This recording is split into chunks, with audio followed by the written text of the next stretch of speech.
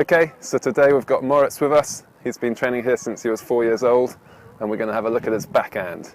Are you ready to hit some backhands? Yes, I am. Okay.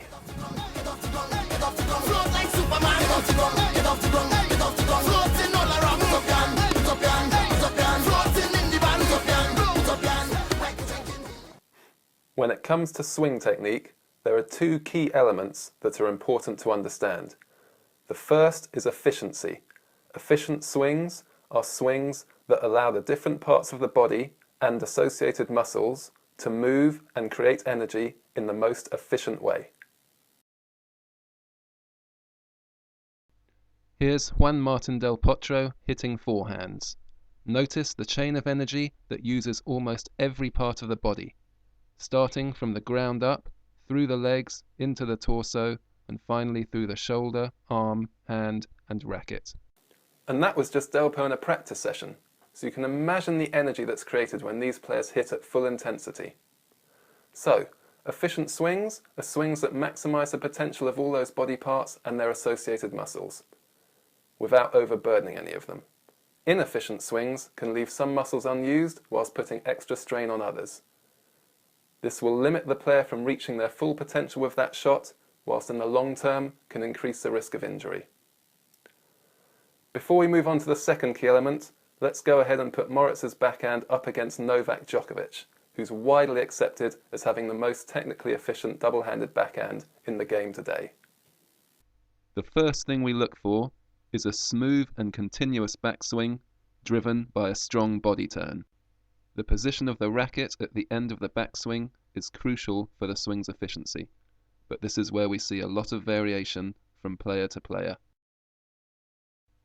This variation includes the racket not pointing upwards at this moment, the racket not going back far enough, or indeed going back too far behind the body, also the racket face opening up, in other words twisting backwards, or closing, twisting forwards. All these variations will reduce the efficiency of the swing.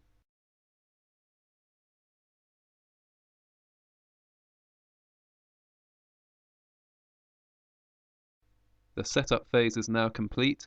Next comes the forward swing. The hands will start to pull the racket forwards and the racket will start to dip. The timing of this dip is crucial for efficiency. If the racket dips too early, its potential to create energy reduces, and it's this energy that adds power and spin to your shot. Notice how Djokovic's racket doesn't start dipping before the forward swing begins.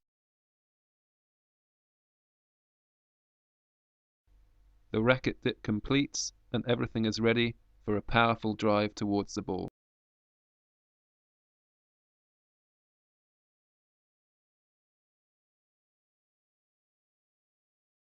The arms and racket then drive strongly forwards and up through contact point to a natural finish on the other side of the body.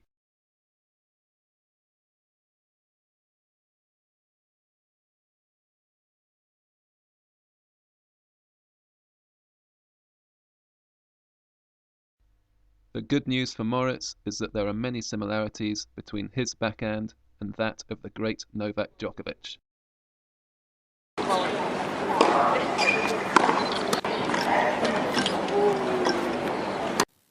Moritz can still make better use of his legs and take that ball a little earlier, but the hard work he's put in over the years on his backhand technique has really paid off. Moritz will have a consistent and powerful backhand that holds up well under pressure, that will help keep him injury-free and will bring him a lot of joy for an entire lifetime of playing tennis. Okay, so the second key component of great technique I like to call 1-2 rhythm. This is developing great rhythm on your ground strokes by thinking of the setup phase as part 1 and the execution phase as part 2. The setup phase is often very smooth and deliberate, whilst the execution phase can be much more explosive and full of energy. Victoria Azarenka hitting forehands. Notice the smooth, deliberate setup phase, the explosive hitting phase. Part 1, smooth and deliberate. Part 2, explosive, full of energy. Part 1, smooth, deliberate. Part 2, explosive, with energy.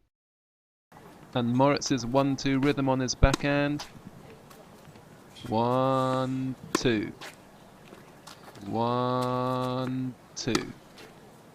Having efficient swings will make it easier to develop great 1-2 rhythm, which in turn will allow your ground strokes to flow with effortless power and precision. So how do you achieve this? Well, if you're a player within our program, you can be sure that we're working hard in your sessions to help you do this. For anyone else, any good coach will help you to do this, but it will take hard work, practice, and a lot of perseverance to achieve great results. Before we sign off with some more of Moritz's backhands, I just want to say thank you for watching this video and to let you know that on the next video we'll bring it back to one simple and effective coaching tip that you'll be able to take onto the court immediately and use to improve your tennis. I look forward to seeing you soon.